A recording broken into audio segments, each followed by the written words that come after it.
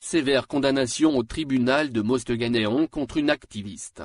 Dalila Atoua, enseignante de physique de 45 ans, a été condamnée à 18 mois de prison ferme assortie d'une amende pour ses publications sur les réseaux sociaux, a annoncé le Comité national de libération des détenus, CNLD. Le parquet avait requis 2 ans de prison ferme assortie d'une amende de 300 000 $ à l'encontre de l'enseignante, lors de son procès le 11 janvier. Pour les chefs d'inculpation d'outrage à corps constitué, diffamation et publication portant atteinte à l'ordre public. L'activiste a été placé sous mandat de dépôt le dimanche 3 janvier, après sa comparution immédiate au tribunal de Mostaganéon. Porte-parole des chômeurs, l'enseignante, en grève de la faim depuis son incarcération, 2 semaines, est accusée d'avoir incité les citoyens à ne pas voter lors du référendum sur la Constitution, 1er novembre 2020. Et outrage à un fonctionnaire dans l'exercice de ses fonctions, signale le CNLD. Le verdict a provoqué une large indignation sur les réseaux sociaux. Une vidéo diffusée montre la mère de Dalila Atoua en pleurs. C'est elle qui s'occupait de moi. Je n'ai qu'elle à mes côtés, dit la mère et pleurait.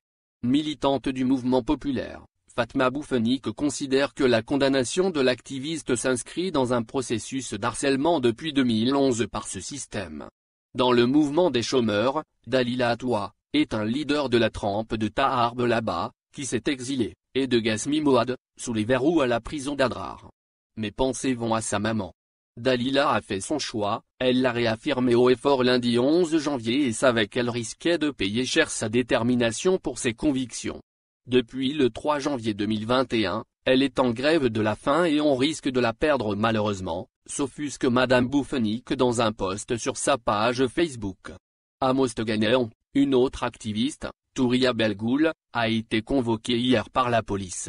Elle sera présentée devant le juge d'instruction mercredi 20 janvier, à la suite de la vidéo lors du mariage d'Abdelhafid Ferra, quelques jours après sa sortie de prison, signale le CNLD.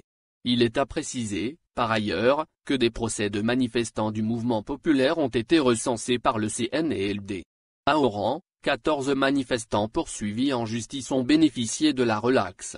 Le parquet avait requis 6 mois de prison ferme à leur encontre, lors de leur procès qui s'est tenu le 21 décembre 2020, au tribunal de Fiyozen, Oran. Il s'agit du procès de Jamila Louki, journaliste à Liberté, Noureddine Galil, Kessem Saïd, Kadr Chouicha, Abdelhadi Abba, Walid Belkacem et 7 autres personnes, détaille le CNLD qui précise que les prévenus étaient poursuivis pour attroupement non armé et trouble à l'ordre public. À la cour d'Alger, la chambre d'accusation examinera demain la demande de liberté provisoire du détenu Raïd Nekaz, a annoncé Maître Boul Abdellah. Pour rappel, la même chambre a rejeté la demande de mise en liberté provisoire du détenu après l'étude du dossier le 11 novembre. Nekaz est en détention provisoire depuis le 4 décembre 2019. Il est poursuivi pour incitation à porter des armes contre des représentants de l'État, incitation à attroupement non armé et publication sur Facebook pouvant porter atteinte à l'intérêt national.